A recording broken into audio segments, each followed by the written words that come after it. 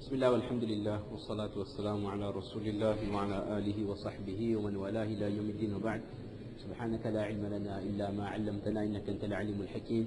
رب زدنا علما يا كريم، رب زدنا علما يا كريم، رب زدنا علما يا كريم. رب اشرح لي صدري ويسر لي أمري واحلل عقدة من لساني يفقهوا قولي. Mes chers frères, nous remercions Allah Ta'ala qui nous donne la possibilité de vivre aujourd'hui le 9e ou alors le 10e jour de Ramadan, le 9e jour de Ramadan. Et hier soir, nous avons, dans la majorité des mosquées, complété la lecture du 10e Sipara. Ce qui fait que jusqu'à maintenant, nous avons complété le tiers du Coran. Et, subhanallah, le temps passe très vite, subhanallah. Nous avons tous remarqué qu'on a vu la lune samedi dernier, ou même vendredi dernier, on a commencé déjà, on est bientôt le tiers de Ramadan. Et on a juste à se mettre à l'esprit qu'il nous reste à vivre la même quantité pour arriver dans les 10 derniers jours. Et puis c'est le marathon, les nuits impaires. Et puis ce sera un Ramadan de terminé. Donc à nous de prendre conscience de l'importance de ce mois dont on a déjà pas mal de différents ulama, ils ont expliqué les vertus de ce mois. À nous de prendre conscience de ce que nous pouvons obtenir durant ce mois de Ramadan.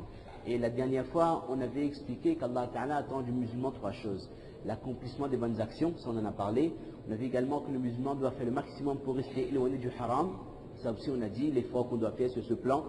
On va essayer de voir aujourd'hui l'effort que nous devons faire pour retourner vers Allah avec un pardon sincère.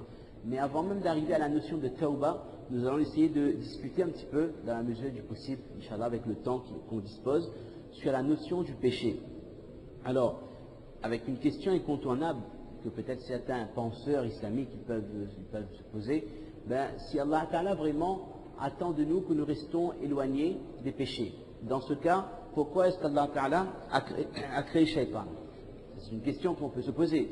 Si vraiment Allah Ta'ala, le Coran dit qu'Allah nous a créés ainsi que les djinns uniquement pour faire son adoration. Dans ce cas, pourquoi est-ce qu'Allah Ta'ala a créé Shaitan, sachant que Shaitan est une créature qui est là pour détourner les gens de l'adoration d'Allah et pour amener le maximum de gens avec lui dans l'enfer. Bien soit dans le Tarawih, si c'est le cas ici, on a lu le Sipara wa'alamu. Et on est tombé sur un verset, subhanallah, parfois on lit, on peut lire ce Sipara 15, 30 fois, mais on ne fait pas attention. Même si on comprend et tout, subhanallah, même si on a l'habitude, on essaie de s'attarder sur les versets, mais parfois, on peut pas, de toute façon, le Coran ne peut pas être maîtrisé, ça c'est clair. Il n'y a pas une personne qui pourra dire que je connais le tafsir du Coran. Ça, celui qui dit ça, il est fou, il a un problème. Ou alors il est orgueilleux, il est fier, je ne sais pas. Personne ne pourra dire qu'il maîtrise le Coran, le sens, l'interprétation des versets, ça c'est impossible. Il n'y a pas un homme que le Coran, ça ne se maîtrise pas. Tellement, parce que c'est quelque chose de tellement puissant, comme il y avait un collègue qui disait la dernière chose, et qui disait dernièrement, je ne sais pas qui c'est qui disait ça, dans quel contexte, en parlant de l'importance du Coran. Oui, c'était Mufti Luqman qui dit ça du mois dernier, c'est une parole magnifique, hein. Il parlait de l'importance du Coran, il disait que la seule chose qui existe dans ce monde, qui n'est pas un makhlouk, c'est le Coran. Ça c'est hadith, ça, hein. Ça c'est des réalités, mais bon, parfois on n'y pense pas. La seule chose qui existe dans ce dunya, mais qui n'est pas une makhlouk, qui n'est pas une créature d'Allah, c'est le Coran. Le Coran n'est pas une créature d'Allah. Ça c'est un grand massaï i'tiqadi avec Imam Ahmad et tout. On a plus ou moins entendu parler de ce fitna. Le Coran est la parole d'Allah, parmi nous, qu'Allah a révélé chez nous. Mais ce n'est pas une créature d'Allah. Ce qui fait vraiment la spécificité du Coran. Donc, hier, il y avait un verset, vous savez que de Surat al-Anfal et Surat al-Tawbah, ce sont deux versets qui contiennent à peu près les mêmes versets, les mêmes sens, les mêmes histoires, principalement la bataille de Badr, dans le Surat al-Anfal et Surat al-Tawbah. Et il est expliqué on connaît l'histoire de la bataille de Badr, même si ce n'est pas le sujet, que lorsque le prophète sallallahu alayhi wa sallam a dit aux sahaba que voilà, les Quraysh, ils ont une caravane qui vient de Syrie, qui appartient à Abu Sufyan, il y a à peu près 40 personnes qui sont responsables de cette caravane. A dit aux sahaba que l'argent que les Quraysh vous ont volé lorsque vous avez quitté Makkah, parce qu'il y a des gens comme Suhaib al-Rumi, lorsqu'il a quitté Makkah, les gens l'ont attrapé, il dit, ça va, pas comme ça, hein, mais il dit, où est-ce que tu vas là? Il dit, tu es venu ici, tu n'avais rien. Tu as travaillé à la Mecque, tu t'es enrichi, tu as eu des biens, maintenant tu prends tes biens, tu vas aller rejoindre Mahomet et ses adeptes. Si tu veux vraiment faire la hijra, tu laisses tout, et tu vas les mains vides, poches vides. C'est ce qu'il a fait. Et beaucoup de sahaba, ils ont dû quitter la nuit, en laissant tout leur bien, leur troupeau, pour pas que les gens croient qu'ils ont fait la hijra. Donc, et les collèges, vous voyez qu'ils ont dit, ça c'est, comme on dit en arabe, al-luqata, les objets perdus, il faut attendre un an, chercher ce propriétaire, ils se sont emparés des biens. Donc ça m'a dit que la justice, ce serait que, si vous voulez récupérer vos biens, voilà l'équivalent. Il fallait affaiblir les forces des Quraysh. C'est une autre histoire, mais important quand même. Pour arrêter que nos enfants, ils apprennent en 5e à l'école que les Arabes, na'oudhu billah, étaient des pillards, qui pillaient des caravanes. Parce qu'en 5e, c'est ce que certains profs disent. Et si on analyse un peu les manuels d'histoire au collège, il faut bien voir si... Moi j'ai vu des tests comme ça qui expliquent que Mahomet et ses compagnons étaient des pillards, des bandits de grand chemin. Nous devons rapporter le juste niveau d'éducation de nos enfants. Même s'ils sont en 6e, 5e, 4e, ils ont besoin d'être assistés. Quand il y a des choses qu'ils apprennent que c'est pas correct, nous devons être là pour les donner le discours correct. Donc, voilà. Et donc le prophète sallam était avec les musulmans, c'était une armée d'à peu près 313 personnes. À peu près 313 personnes.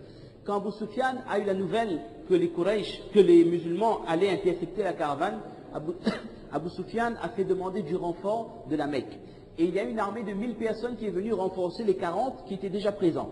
Et ils étaient armés jusqu'aux dents, si vous pouvez dire comme ça. Ils avaient des chevaux, des chameaux, on est fatigué là. Des chevaux et des chameaux, et surtout ils avaient des armures et des épées. Alors que les musulmans, ils avaient, dans les livres de hadith écrits, quelques épées. Sinon, se battaient quoi? Soit avec, je ne sais pas, c'est pas précisé, mais c'est clair. Déjà, le nombre 313 contre 1000, c'est clair, il n'y a pas photo. Et en plus, les musulmans, si je ne me trompe pas, ils avaient 2 chevaux et quelques chameaux, et certains hommes étaient armés. Tandis que chez les Quraysh, c'est une armée rodée qui a l'habitude de sortir, etc., d'accompagner des caravanes. Ok? Ça. Alors, Shaitan il y a 2 hikmat, bon, on ne va pas trop s'éloigner. Shaitan a été voir les Quraysh sous l'apparence de Subhanallah, Suraqa ibn Malik, il a pris l'apparence d'un homme, et ça c'est une possibilité qu'Allah avait donné à Shaitan avant, que de nos jours ça ne se fait plus, de rencontrer, de parler de Shaitan. C'est un autre sujet encore. Donc Shaitan a été voir les Quraysh sous l'apparence de Suraqa ibn Malik, et il a dit, ne vous inquiétez pas. Et ça on va voir, Shaitan son travail c'est ça. Il y a quelque chose qu'on appelle tazyin al-a'mal, embellir les péchés. Parfois il y a un péché qui n'est pas exceptionnel. D'accord, une fille qui passe, une femme qui traverse, comme on l'avait déjà expliqué la dernière fois, Shaitan vous fait voir ça comme la plus belle des filles. Il fait en sorte que vous regardez, ou quelque chose de minime, et que Shaitan, il met l'importance de ce péché dans votre cœur, mais qu'avec recul, on se dit, mais c'était n'importe quoi, pourquoi je suis tombé dans un piège aussi facile? On appelle ça embellir les actions.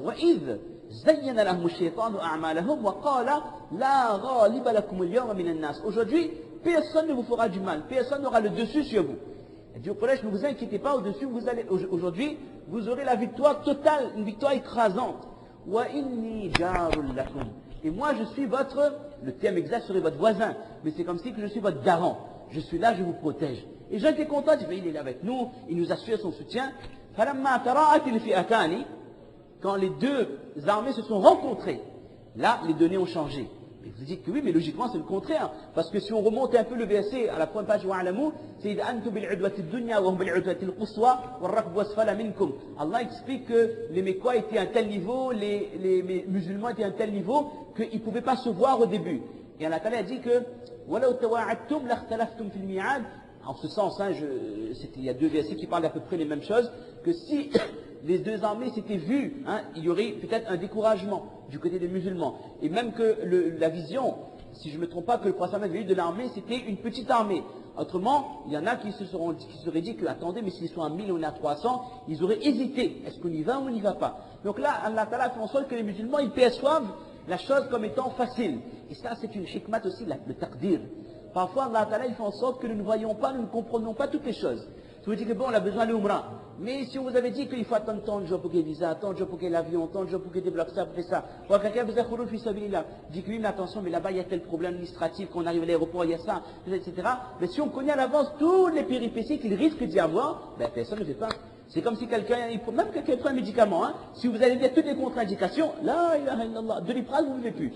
Somnolence, éruption cutanée, vertige, des trucs parfois, on dit que toutes les maladies du monde sont réunies dans un médicament. J'ai mal à la tête et je peux attraper le cancer du monde entier à travers un médicament. Donc pareil, le taqdir, parfois Allah Ta'ala il fait en sorte que l'homme ne sait pas ce qui va arriver. Parce que s'il savait, il serait enfui, il aurait eu peur. Donc Allah Ta'ala a fait en sorte que les musulmans soient en confiance. Ils se croient beaucoup plus nombreux, qui sont en confiance, qu'à l'unanimité, ils sont sortis pour récupérer leurs biens dans la caravane. Donc on revient. Alors, lorsque les deux armées se sont croisées, nakasa ala aqibay. En ce sens, Shaitan, il a reculé. Mais logiquement, pourquoi il recule? Ben, vous êtes à 1000 et armés, vous voyez 300, ils n'ont pas de d'armes, rien. Il doit être encore plus en confiance. Non. Shaitan a vu quelque chose que les mécréants n'ont pas vu. Nakasa ala aqibay wa qala inni bari'un minkum. Non, je n'ai rien à voir avec vous. En ce sens, moi je m'en vais. Pourquoi? Inni ara ma la tarawna. Inni akhafullah. Shaitan, qu'est-ce qu'il dit? Je vois ce que vous ne voyez pas. Parce qu'il est Shaitan, c'est Iblis. Iblis voit les anges, oui ou non? Oui. Nous on voit les anges, nous on ne voit pas. On a beau expliquer à nos élèves, les petits, qu'il y a kiraman katibin, ya'lamuna ma taf'alun, mais où ça il est, il ne voit pas. Les enfants, c'est l'innocence qui parle, d'accord? Il dit, mais si Banal est là, où ça il est, il bouge les épaules, comme il vince, il ne mouille pas, tout ça. Ça, c'est des questions des enfants, vous voyez, d'accord? Nous, êtres humains, nous ne pouvons pas voir ce genre de choses. C'est un monde parallèle, ça. Il n'y a pas de connexion, un monde parallèle. Mais Iblis, il a habité dans ce alam, il fait partie du alamul ghaib, du monde de l'invisible. Donc il voit.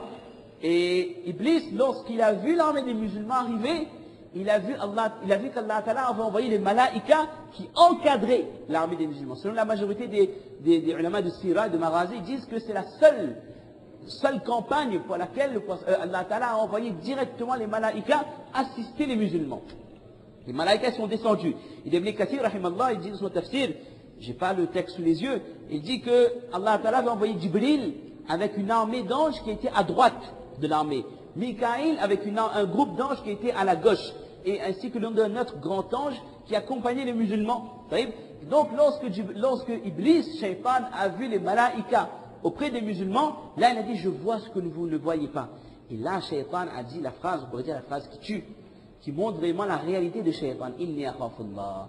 Shaitan, mes chers frères, il craint Allah. Nous, on est où nous? Shaitan, il connaît ce qu'est Allah. Il connaît qu'est-ce qu'Allah est capable de le faire. Shaitan, il sait exactement que, na'oudhu billah, que Shaitan n'est pas en concurrence avec Allah. Shaitan a imploré Allah lorsqu'Allah Ta'ala a chassé Adam alayhi salam du ciel par rapport au péché que Shaitan lui a fait faire. Une petite parenthèse, chez les musulmans, nous disons que c'est Shaitan qui lui a fait faire le péché. C'est pas les femmes, attention. Après on dit que c'est nous qui sommes misogynes. Non, c'est pas la femme qui a fait faire le péché à Adam. C'est Shaitan. D'accord? Donc, Shaitan, il a demandé à Allah Ta'ala, le verset, il a demandé à Allah un délai. Il a dit à Allah qu'il va détourner, il va détourner le maximum de gens du droit chemin. Shaitan, il a besoin de demander à Allah de lui accorder un délai. Allah Ta'ala lui a accordé. Mais pourquoi Allah lui a accordé? Et pourquoi Allah Ta'ala lui a accordé également le pouvoir de waswasa, d'insufflation? Pourquoi Allah Ta'ala lui a accordé la musique? Comment encore le verset dit la musique?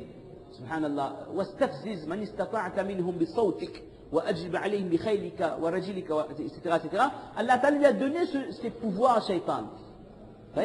Cela reflète la hikmat, la sagesse d'Allah subhanahu wa ta'ala. Avec cette histoire, nous voyons comment Shaitan agit. Il pousse l'homme à faire le péché. Mais lorsque les problèmes arrivent, Shaitan il se lave les mains.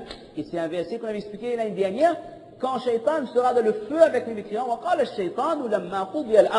quand tout est fini, quand les gens du paradis sont dans le paradis, et les gens de l'enfer sont dans l'enfer, Shaitan dira aux gens, Allah vous a donné, il vous a fait une promesse. Et moi j'ai essayé de vous détourner, j'ai juste dit, je vous ai juste invité. C'est vous qui m'avez écouté.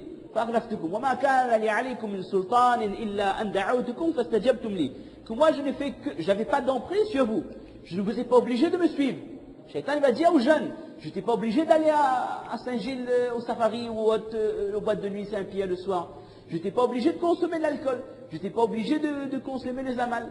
Et pour les gens d'autres générations, je n'étais pas obligé d'avoir une maîtresse à droite à gauche ou de faire tel quel péché ou de faire ribat, bohtan. Chaque personne a son niveau de péché. Il a dit, je n'ai fait que t'inviter vers le péché. Et c'est toi qui as écouté. فَلَا تَلُومُونِي وَلُومُوا أَنفُسَكُمْ مَا أَنَا بِمُصْرِخِكُمْ وَمَا أَنْتُمْ بِمُصْرِخِي إِنِّي كَفَرْتُ بِمَا أَشْرَكْتُمُونِي مِنْ قَبْلُ. Shaitan, il se lave les mains, il est dans le Jahannam, et les gens qu'il a emmenés avec lui, il n'y a plus rien à dire, ils sont avec Shaitan dans le Jahannam. Ça, c'est la méthode de Shaitan, parce que c'est son travail.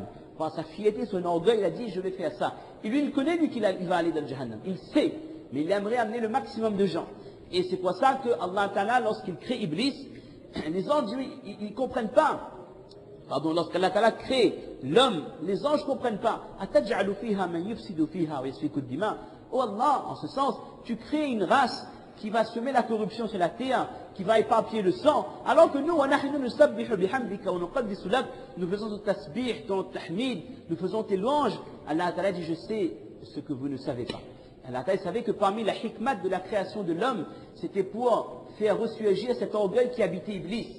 Et également pour que Allah il distingue les gens, et ça, c'est ça qu'Allah veut, c'est ça qu'Allah attend de nous, distinguer qui suit son nafs. Je fais ce que je veux, quand je veux, où je veux, je mange ce que je veux. Je vois une fille qui est jolie, je l'approche, je drague, et si on peut aller plus loin, on va plus loin. Je fais ce que je veux, quand je veux. Ça, c'est celui qui le hawa, le nafs, le shahawa, tout ça, c'est à peu près les mêmes choses. Les instincts, les impulsions. Celui qui prend son hawa, son nafs, ses envies comme divinité, ça, il y a ça. De quelle manière? Tout ce qu'il a envie de faire, il fait. N'importe quel, il veut manger quelque chose, halal, haram, il mange. Boire, il boit. Il veut faire zina, il fait. Il n'a aucune limite. Il n'a pas de présence de crainte. La notion de crainte d'Allah n'existe pas dans son cœur. Et Allah Ta'ala, il veut faire ressurgir ça dans le cœur de chaque homme. Qui fait passer la crainte de Dieu, la crainte d'Allah, un Allah qui ne le voit pas, un Allah que les gens ne voient pas, il fait passer cette crainte sur le plaisir immédiat, qu'on peut toucher, qu'on peut goûter, qu'on peut attraper, dont on peut jouer immédiatement. Ça, c'est le ikhtibar. Ça, c'est le grand examen. Celui qui réussit à cet examen, ben, il a réussi l'objectif de sa vie. Adorer Allah et rester éloigné des péchés. Et c'est ça le ikhtibar, l'examen du jeûne aussi. L'entraînement, la madrasa qu'il y a dans le jeûne, c'est exactement ça. Quand j'ai envie de manger quelque chose, j'ai envie de boire quelque chose, pourquoi je ne le fais pas? Qui m'en empêche? Personne ne m'en empêche. Je ne le fais pas parce que je suis conscient qu'Allah me voit, m'entend, et qu'Allah il ne veut pas que j'accomplisse telle chose. Je fais passer la crainte d'Allah, l'amour que j'ai pour Allah, avant le plaisir immédiat. Et dans le somme de Ramadan, c'est un examen beaucoup plus intensif, parce que là, il n'est pas question de péché, là. Il est question de choses qui font partie de la nature humaine. Manger, boire, ce sont là des choses qui sont instinctives et naturelles. C'est pour ça que ce jeûne renferme une sagesse exceptionnelle. Celui qui a su trouver le nectar dans le jeûne, qui a su concrétiser l'objectif recherché à travers le jeûne, mais toute l'année, ce musulman, il pourra avoir les bases de taqwa, il pourra avoir les vêtements de la piété, car il saura obéir à Allah et faire passer l'ordre d'Allah avant ses propres désirs. Donc, nous voyons laquelle est la sagesse dans la création de Shaitan, pour qu'Allah Ta'ala distingue celui qui suit ses ordres de celui qui va suivre uniquement ses passions. Il dit dans une version de Hassan al-Basri, rahimahullah, il dit que lorsque Allah subhanahu wa ta'ala a envoyé lorsqu'Allah Ta'ala, a renvoyé Shaitan, Shaitan a dit, je jure par ton honneur que inni la ufariqu ibn Adam hatta tufariqa ruhuhu jasadahu. Il a dit que je jure par ton honneur que je ne quitterai jamais le fils de Adam, c'est-à-dire la totalité des êtres humains, tant que son âme ne quitte pas son corps. C'est-à-dire, tant que l'homme est vivant, je serai là. Et j'y resterai jusqu'à son dernier soupir. Et Imam Al-Qurtubi, rahimallah, dans Kitab Tadkira, il dit également que au moment de mourir également, Shaitan, il vient insuffler dans l'oreille de l'homme ce dernier waswasa. Il dit Mut Yahudiyan, fainnahu khairul adyan. Dans certaines sources, il amène un verre d'eau pour le défunt, cette personne qui est en train d'agoniser. Il l'offre ça, il dit que mais meurs sur telle religion. C'est mieux pour toi. Alors, mut nasraniyan fainnahu khairul adyan. Mais quitte ce din. Ne meurs pas musulman. Jusqu'au dernier moment, Shaitan, il est là. Il va faire le maximum pour que la personne meure sans iman. C'est pour ça que vraiment, mes chers frères, nous ne devons pas oublier ce doigt de demander à Allah de donner la mort avec iman. Souvent, on va très loin dans le doigt. C'est bien, on demande à Allah tout ce qu'on veut. Mais n'oublions pas les doigts de base. De demander à Allah de vivre avec iman et de mourir avec iman. Parce que personne, jusqu'à maintenant, n'a la garantie, à part les achats des mubashara bil jannah, les gens qui ont la bonne nouvelle du paradis cette terre, personne n'a la garantie que lorsqu'il va mourir, il mourra avec iman. Alors, personne ne sait. Parfois, une personne de sa vie peut faire une action tellement déplaisante, une parole tellement déplaisante, qu'avant de mourir, Allah Ta'ala, il décide de le faire quelque chose qui change son nom. Il passe des gens du paradis vers les gens de l'enfer. Wallahi, qu'Allah nous protège. On a sallallahu alayhi wa sallam wa Donc, nous avons vu à travers donc ce récit quel est le degré d'animosité, quelle est la haine que Shaitan porte à l'être humain. Et une des armes que Shaitan a eu, comme on a dit, c'est embellir les péchés. Alors, qu'on comprenne bien qu'il n'y a pas d'opposition entre Allah et Shaitan. Comme on a dit tout à l'heure, Shaitan a imploré, demandé à Allah de lui accorder le temps. Parce que le mal a été également créé par Allah. Quand on lit min sharri ma khalaq, le mal a été également créé par Allah. Qui a créé Iblis? C'est Shaitan. Qui a créé Iblis? C'est Allah. Qui a créé les djinns, les mauvais djinns? C'est Allah. Qui a créé Dajjal? C'est Allah. Qui a créé Ya'juj et Ma'juj? C'est Allah. Qui a créé, etc., etc. Toutes les choses qui détournent les gens du droit chemin, ce sont là également des créations, des créatures d'Allah subhanahu wa ta'ala, dans le but d'examiner quelle sera la réaction de l'homme. Et maintenant, dans l'opposition, s'il y a bien une opposition, c'est celle qui oppose l'être humain à Shaitan. C'est un combat depuis où on est balir jusqu'à ce que notre âme quitte notre corps. Là, il y a un combat en permanence à mener contre Shaitan. Quel que soit notre degré de iman, quel que soit notre degré de piété, quel que soit notre degré de science ou notre expérience de la religion, jamais quelqu'un doit se sentir à l'abri des pièges et stratagèmes de Shaitan. Parce que pour un pécheur endurci, faire tomber ce pécheur dans l'adultère, le vrai adultère pour Shaitan, il est peut-être content, mais pour quelqu'un qui est régulier dans ses salats, quelqu'un qui a les critères de piété, pour Shaitan peut-être le tromper par un regard, regarder quelque chose de haram, ça peut être une plus grande victoire. Et la personne peut être plus responsable parce qu'elle est pieuse, elle sait c'est quoi la relation avec Allah, elle a la connaissance. Donc pour Shaitan, ça peut être une plus grande victoire. Et selon notre catégorie de iman, Shaitan il est capable de nous tromper. Quelqu'un qui est dans le sadaqa, il y a un livre qui a été écrit par, je ne me trompe pas, Ibn al-Jawzi ou Ibn al-Qayyim, qui s'appelle Talbis ou Iblis, qui est traduit également en français. Les pièges de Shaitan, pour toutes les catégories de abid, pas des pécheurs, il ne parle même pas des pécheurs, pour toutes les catégories de personnes qui accomplissent les bonnes actions. Celui qui a un penchant pour la salat, celui qui a un penchant pour la sadaqa, pour la lecture du Coran, comment Shaitan, malgré le fait qu'on est dans la bonne action, Shaitan, il arrive à nous détourner de l'action d'une certaine manière pour nous amener vers l'ostentation ou autre chose. Les stratagèmes de Shaitan. Donc, dans cette lutte permanente que nous avons avec Iblis, nous sommes favorisés. Alhamdulillah, Allah Ta'ala a favorisé de la sorte que lorsqu'un musulman accomplit une bonne action, ben Allah Ta'ala le rétribue beaucoup plus. Quand quelqu'un, on connaît, a l'intention de faire une action, on a déjà la récompense. L'action accomplie, l'homme peut être récompensé au minimum 10 fois plus, jusqu'à ce qu'Allah Ta'ala il sait, en fonction de la pureté de l'intention. Il y a deux critères. Plus on est sincère dans notre niyat, dans notre intention, plus la récompense sera grande. Et également, dans un hadith, il expliquait également que Allah Ta'ala, il apprécie plus, ça c'est tout à fait normal, une bonne action qui a été faite dans un contexte difficile. Si vous habitez dans un endroit comme ici la Réunion, contrôler notre regard ici, éviter le zina, c'est beaucoup plus difficile qu'une personne qui habite Makkatul Mukarrama en face de Haram Sharif. Vous êtes tous d'accord avec moi. Donc plus le péché est accessible, plus il y a difficulté à rester loin de ce qu'Allah a rendu haram, plus Allah Ta'ala récompense. C'est pour ça que le ibadat d'un jeune a beaucoup plus de valeur que le ibadat d'une personne âgée. Sans pour autant dire que la personne âgée, son ibadat ne compte pas, non. Mais en termes de rétribution, un jeune de 18, 20 ans, 25 ans, qui s'éloigne du haram, qui ne boit pas, qui ne consomme pas de stupéfiants, qui au lycée pourtant, ou à la fac aux premières années où il y a toutes les tentations qui sont présentes, qui ne fait pas le zina, qui contrôle son regard, mais vraiment et qui ne rate pas ses namazes malgré ses études, c'est vraiment un jeune qui a des qualités exceptionnelles.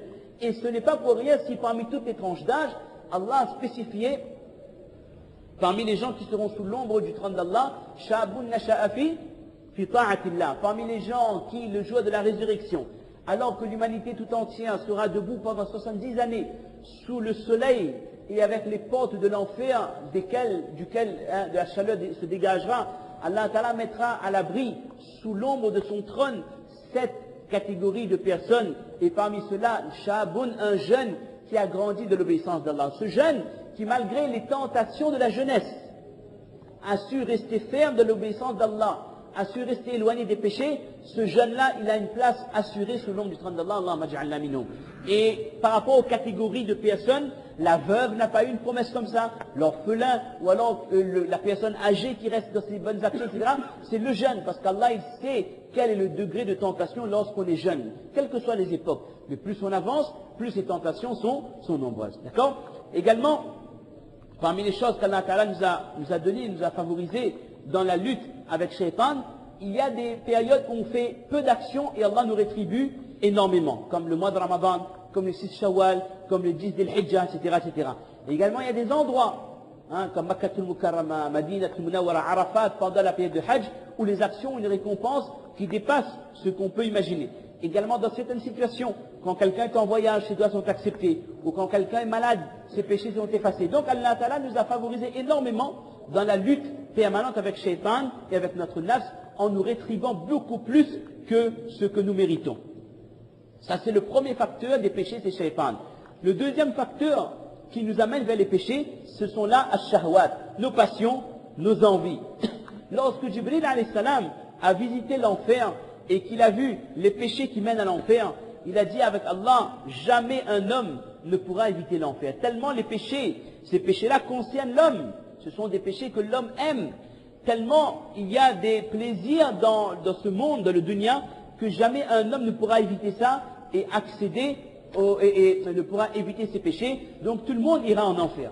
Donc même Jibril, lorsqu'il a pris conscience de la faiblesse de l'homme et des tentations, il s'est dit que personne ne pourra y échapper. Parce que nous avons en nous une faiblesse.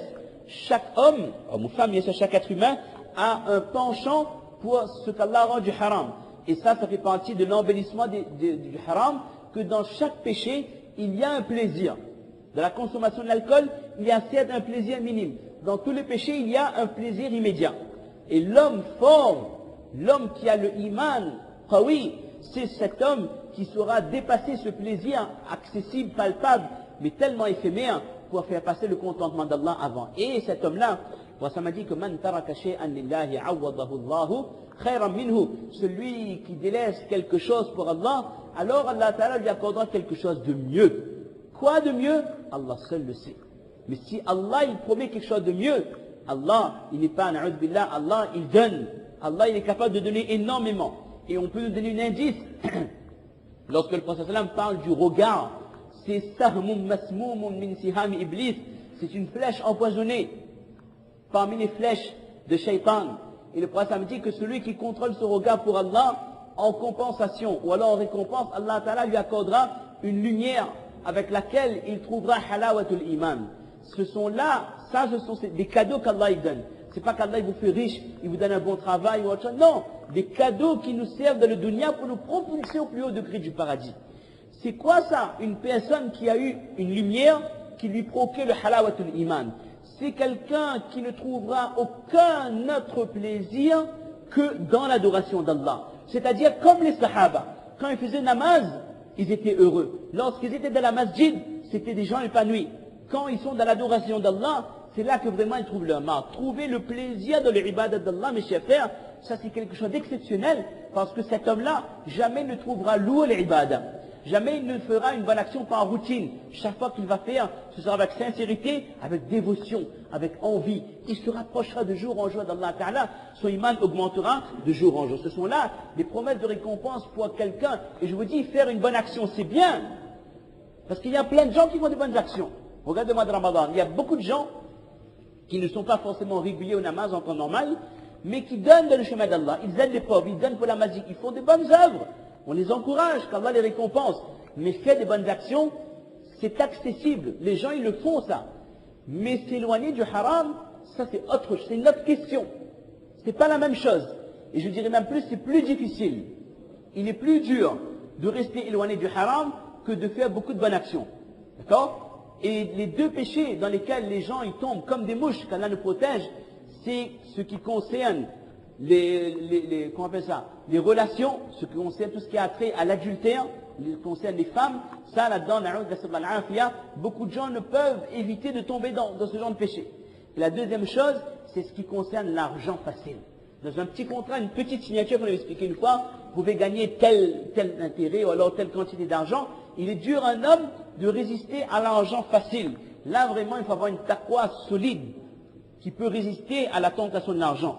Une crainte d'Allah solide qui nous permet de résister aux appels d'une femme, comme notre prophète, comme le prophète Youssouf alayhi salam, lorsque la femme du wazir, du ministre, c'était une jeune, dans les commentaires écrits, c'était une jeune femme, très belle, de haute lignée.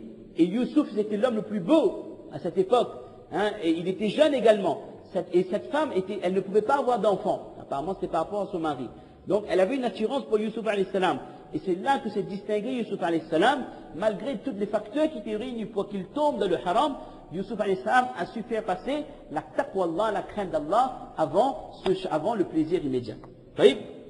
Alors, où est-ce qu'on était là?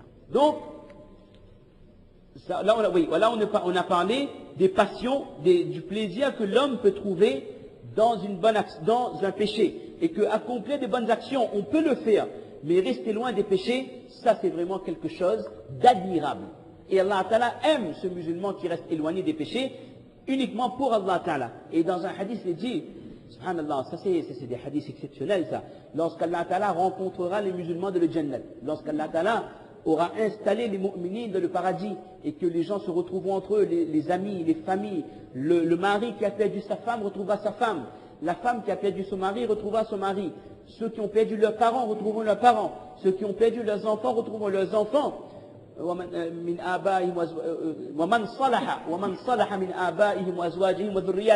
Ceux qui avaient le islah, ceux qui ont réussi leur vie de ce monde, qui ont eu la piété parmi les proches, les familles, les enfants, les parents, ils seront tous ensemble dans le paradis. Lorsque les gens se seront déjà installés.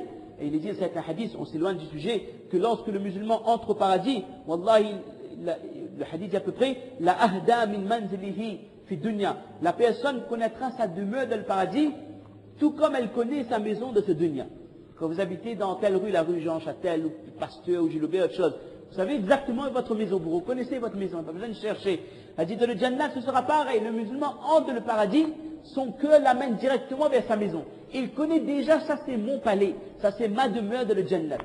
Tellement, subhanallah, ce sont là des descriptions exceptionnelles. Donc quand les gens seront déjà en train de jouer des plaisirs du paradis, alors un ange enverra cet appel, fera ce i'lan, que Allah Ta'ala vous a donné un rendez-vous.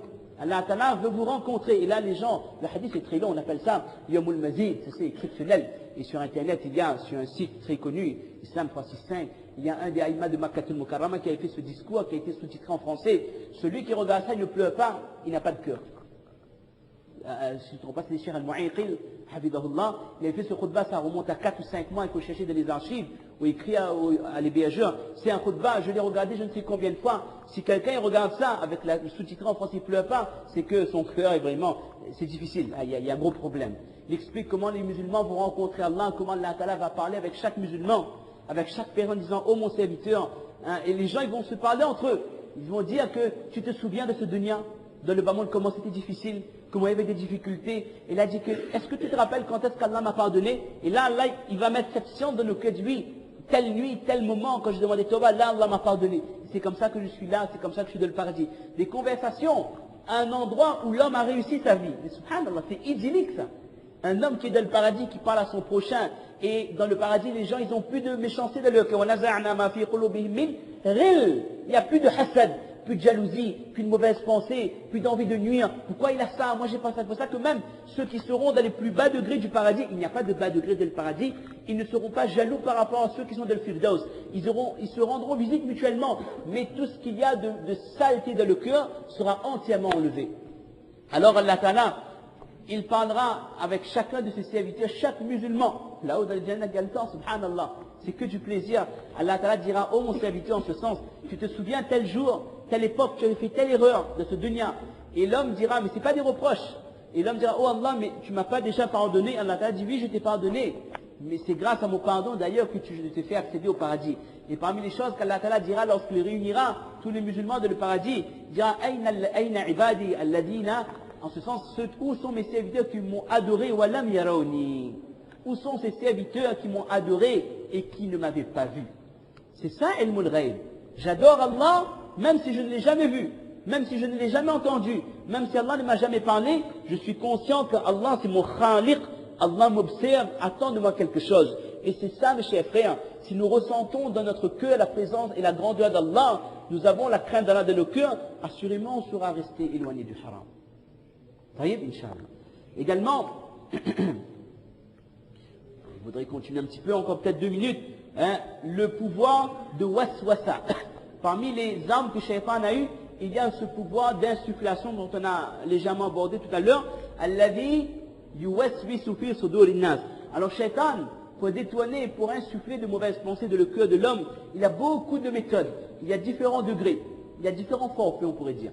Il y a le forfait de base. Après, vous pouvez prendre des packs avec tout intégré. Donc, Shaitan, il agit de différentes manières selon la catégorie de la personne. Shaitan, il peut faire tomber quelqu'un dans le péché. Non, le plus grave, c'est quoi? C'est que Shaitan peut amener le doute dans le cœur d'un musulman. Et ça c'est grave, ça. Et on avait expliqué, il y avait un programme pour Zohar en ville, expliquer comment c'est grave que de nos jours, il y a des musulmans qui doutent de leur dîn. Avec tout ce qu'on entend, toute la campagne de médiatisation qu'il y a, la désinformation, c'est une pleine médiatisation. Toute la désinformation qu'il y a autour de l'islam, on entend tellement de choses sur notre religion, sur notre prophète que malheureusement certains finissent parfois par se poser des questions. Et ça, c'est un travail de Shaitan de faire développer les doutes dans le cœur des gens. Autre possibilité, faire tomber un musulman dans le péché. Autre possibilité, s'il voit que ce musulman-là, il va pas tomber dans le péché, lui. Il fait de bonnes actions. Là, il passe à une étape plus difficile. Là, c'est plus technique, là. C'est comme si tout à l'heure, c'était l'infirmier. Après, il y a le médecin généraliste. Après, il y a le spécialiste. Après, on passe au chirurgien. Là, c'est un autre niveau d'étude. Là, c'est beaucoup plus de précision. Donc, Shaitan, il dit que bon, bouge pas, mon coco. On veut pas faire péché. Ou même faire ibadat. Il va faire tomber l'homme dans l'ostentation. Fais ibadat, mais fais bien, hein. Moi, de venir voir que vraiment, ou un monde spécial, ou les costauds forts. Ria. Et quand le ria, l'ostentation rentre dans les actions, c'est fini. C'est ce qu'on appelle, le prophète m'a dit, la chose pour laquelle j'ai plus peur pour vous, c'est ashirk al-asghar, le petit shirk. C'est quoi le petit shirk? Ar-riya, l'ostentation. Donc c'est pour ça qu'on fait des actions. Tout juste matériel, astaghfirullah, je fais ça pour Allah. Et je ne fais pas ça pour faire voir aux gens, uniquement pour Allah. Autre arme qu'Allah a accordé à Shaitan, si l'étape de l'ostentation ne passe pas, alors là, c'est vraiment les experts en médecine. Là, c'est comme si les professeurs d'université. Là, c'est un autre degré là. C'est des enseignants de chirurgie. Là, il va faire quelque chose, on appelle al-ghulou wa tanattu', l'exagération des bonnes actions. C'est là en sorte que vous faites vos ibadats, mais comme un moment donné, il y a une genre de psychose qui s'installe, vous devenez presque parano, vous ne comprenez plus le ibadat, c'est pour Allah, ça devient comme une habitude, que si ça vous manque. C'est-à-dire que Shaitan, il vous met même dans le doute dans vos ibadats. Et le prophète m'a dit, halakal mutanatti'un. Par exemple, quelqu'un qui fait le wuzu, et puis dit non, peut-être c'est mal, je recommence. Mais il va être proche d'Allah. Là, encore un troisième wuzu, je serai le plus proche. Des trucs comme ça. Et ça, c'est un piège de Shaitan. Il agit sur votre mental. Psychologiquement aussi, Shaitan peut vous atteindre. On parle de TOC, de troubles obsessionnels, comme ça, compulsifs. Des gens qui font des choses 5 fois, 6 fois et tout. On dit que la tête est fatiguée. D'accord? Mais ça, c'est parfois des waswasa de Shaitan. Mais la masse finit. Pas encore finir, on va recommencer là. Non, imam, l'imam, il dit non. Peut-être imam, sauf vous étiez compte pas, je vais refaire mon âme, etc. Ça fait en sorte que vous tournez en rond et que vous ne comprenez plus le sens de vos ibadah. Vous vous perdez dedans. Ça, c'est également, c'est ça que le musulman, il doit être fort mentalement. Mal fait, c'est fini. Khalas, tawakkal ala Allah. Comme Allah dit, فَإِذَا عَزَمْتَ فَتَوَكَّلْ عَلَى اللَّهِ. Quand vous avez une décision à prendre, vous faites mashwara fi istikhara, vous prenez une décision, arrête de tourner en bourrique, tourner en rond, excusez-moi. C'est suffisant. Vous avez pris une décision, il ne faut pas revenir, peut-être. Tout compte fait. Non, c'est fini. Le musulman, il doit être fort de sa tête. C'est aussi ce genre de hadith, il fixe la force mentale du musulman. On doit être sûr de soi. On a fait mashwara, on a fait istikhara, vous avez pris une décision, vous avez vu les anciens qui nous ont conseillé ça, allez-y. On retourne plus en arrière, parce que Shaitan est là pour vous faire douter de toutes choses. D'accord? C'est pour ça qu'il y a un masla. Je fais wuzu chez moi. Je viens à la masjid. J'ai l'impression que pendant le trajet, mon wuzu a été annulé. Mais je ne suis pas sûr. Qu'est-ce que je fais? Dans la main, j'ai l'impression qu'un vent s'est échappé. Je ne sais pas. Peut-être que oui, peut-être que non. Qu'est-ce que je fais? On fait passer ce qui est sûr, masla. En plus, c'est Hanafi, alors c'est bien. Il dit que c'est sûr, j'ai fait wuzu. C'est pas sûr, il y a eu un gaz qui est sorti.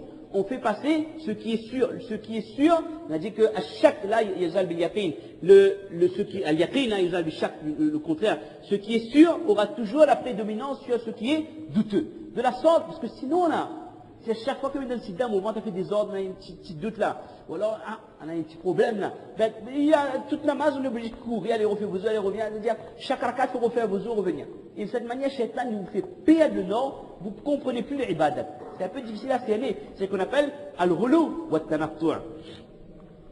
Donc, ce sont là les pièges de Shaitan, même dans l'accomplissement des bonnes actions. Et si nous avons compris pourquoi Allah Ta'ala a créé Dajjal, ben nous devons comprendre pourquoi Allah Ta'ala a créé Shaitan. C'est pour exactement le même objectif. Dajjal également, il va détourner les gens en ressuscitant les parents qui sont morts. Vous vous rendez compte, votre papa il est décédé depuis 25 ans, 30 ans.